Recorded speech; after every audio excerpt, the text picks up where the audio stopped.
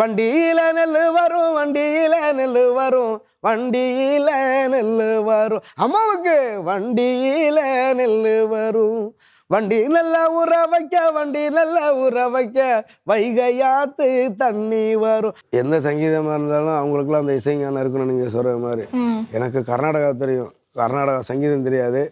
ஆனால் இப்போ நான் பாடும்போது வேணால் அவங்க கீபோர்டில் கை வச்சாங்கன்னா நான் அந்த இதை சுதியை கேட்டு தன்னால் வந்துடும். இந்த பாடுற நெருப்பில் வந்து சின்ன நெருப்பு பெரிய நெருப்பு கிடையாது. நெருப்புன்னு நெருப்பு தான். அது மாதிரி தான் அது கர்நாடக இசையாக இருக்கட்டும், எந்த இசையாக இருக்கட்டும், பாடுறவங்களுக்கு தெளிவு இருக்கணும். கால் கட்டு போட்டாக்கா கொஞ்சாதி திட்டு வா, கல்லடி வாங்கினாலும் கட்ட பொம்மன் போல நீயும் நிக்கணும். கோபத்தை மூட்டை தான் கட்டணும்.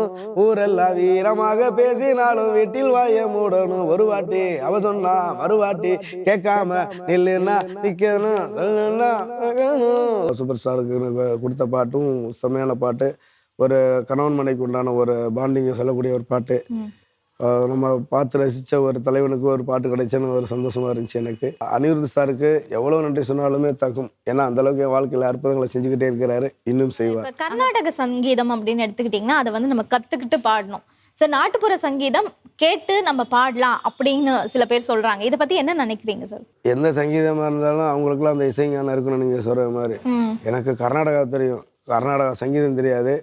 ஆனால் இப்போ நான் பாடும்போது வேணால் அவங்க கீபோர்டில் கை வச்சாங்கன்னா நான் அந்த இதை சுதியை கேட்டு தன்னால் வந்துடும். சரிங்களா? பாடுற நெருப்பில் வந்து சின்ன நெருப்பு பெரிய நெருப்பு கிடையாது. நெருப்புன்னு நெருப்பு தான். அது மாதிரி தான் அது கர்நாடக இசையாக இருக்கட்டும், எந்த இசையாக இருக்கட்டும், பாடுறவங்களுக்கு தெளிவு இருக்கணும். அவ்வளோதான், வேறு ஒன்றும் இல்லை. ஓகே சார், நீங்கள் சூப்பர் ஸ்டாருக்கு பாடிருக்கீங்க. ஸோ அந்த ஜேர்னி பற்றி சொல்லுங்கள். அதில் நிறைய வாய்ப்புகள் தட்டி தட்டி கடைசியாக வந்து ஒரு வாய்ப்பு தான் வந்து எல்லாமே அனிருத் சாருக்கு தான் அந்த பெருமை சேரும். எனக்கு நிறைய பாடல்கள் மொத்தம் 5 பாட்டு கொடுத்துருக்காரு. 5 பாட்டுமே முத்தான பாட்டு. அதுலேயும் பர்டிகுலராக சூப்பர் ஸ்டாருக்கு கொடுத்த பாட்டும் செம்மையான பாட்டு. ஒரு கணவன் மனைக்கு உண்டான ஒரு பாண்டிங்கை சொல்லக்கூடிய ஒரு பாட்டு. நம்ம பார்த்து ரசித்த ஒரு தலைவனுக்கு ஒரு பாட்டு கிடைச்சேன்னு ஒரு சந்தோஷமாக இருந்துச்சு எனக்கு. அனிருத் சாருக்கு எவ்வளோ நன்றி சொன்னாலுமே தகும். ஏன்னா அந்தளவுக்கு என் வாழ்க்கையில் அற்புதங்களை செஞ்சுக்கிட்டே இருக்கிறாரு, இன்னும் செய்வார். அந்த பாடல் எங்களுக்காக சார். எந்த பாட்டு? ஆஹா கல்யாணம். கால் கட்டு போட்டாக்கா கொஞ்சாதி திட்டு வா, கல்லடி வாங்கினாலும் கட்ட பொம்மன் போல நீயும் நிக்கணும். கோபத்தை மூட்டை தான் கட்டணும். ஊரெல்லாம் வீரமாக பேசினாலும் வீட்டில் வாய மூடணும். ஒரு வாட்டி அவ சொன்னா மறுவாட்டி கேட்காம நில்லுன்னா நிக்கணும்.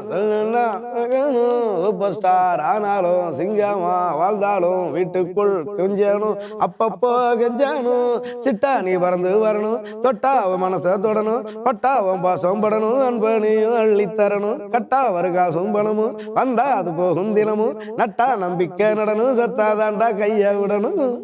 ஓகே, அது இதே மாதிரி இந்த பாட்டும் வண்டியில நெல்லு வரும் அப்படிங்கிற ஒரு பாடலும் வந்துட்டு எப்பயுமே உங்க பாடல் அப்படின்னு எடுத்தாலே அந்த பாட்டு மனசுக்கு வரும். அந்த பாட்டும் எங்களுக்காக சார். வண்டியில நெல்லு வரும், வண்டியில நெல்லு வரும், வண்டியில நெல்லு வரும். அம்மாவுக்கு வண்டியில நெல்லு வரும். வண்டி நல்லா ஊற வைக்க, வண்டி நல்லா ஊற வைக்க, வைகையாத்து தண்ணி வரும். அம்மாவுக்கு வைகையாத்து தண்ணி வரும். Okay sir. சார், கானா பாடல்கள் பாடுறவங்களுக்கும் வந்து குரல் வளம் ரொம்ப கணீர்னு இருக்கணும் அப்படின்னு சொல்லுவாங்க. ஸோ உங்களுக்கும் நாட்டுப்புற பாடலுக்கும் கானா பாடல்களுக்கும் என்ன சார் வித்தியாசம்? ஒரே ஒற்றுமை, எல்லாம் வாயில தான் பாடுறோம். அதாவது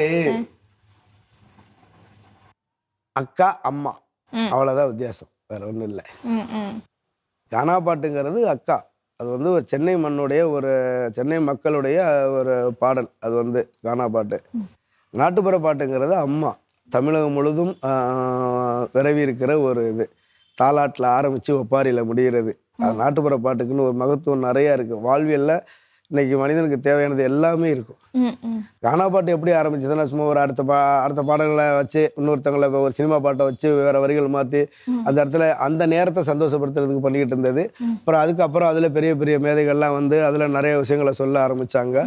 இன்னைக்கு வந்து அவங்களுடைய முயற்சியினால இன்னைக்கு வந்து கானா பாட்டு அப்படின்னு வந்து நிற்கிது.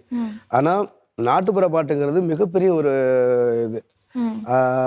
இப்போ ஒட்டுமொத்தமாக நான் வெளிநாடுகளுக்கு இல்லை எங்கே போனாலுமே நீங்கள் கானா பாடகர்னு நீங்கள் சொல்லும்போது மனசு வலிக்குது. ஏன்னா கானா பாட்டு இது நாட்டுப்புற பாட்டுங்கிறது அம்மாவை அழிச்சு அக்கா கிடையாது. என்ன சொல்றீங்க? அதனால பாடகர் அவரும் ஒரு நாட்டுப்புற பாட்டுனா நாட்டுப்புற பாடகர்னு சொல்லுங்க, சினிமா பாட்டுனா சினிமா, மொத்தமாக காணா பாடகர்னு மொத்தமாக அடைக்காதீங்க அப்படின்னு ஆடியன்ஸ்ட்டை கேட்டுக்கிறேன். காணா பாடகிறது காணா பாட்டுங்கிறது சென்னை மக்களுடைய ஒரு பாட்டு. ம். அப்போ இப்போ எல்லாம் காணா பாடகர் சொல்லும்போது அந்த வார்த்தை அழிக்கப்படுது. நம்ம மொழியோ நம்மளுடைய அடையாளங்களோ எதுவுமே அழிக்கப்படக்கூடாது.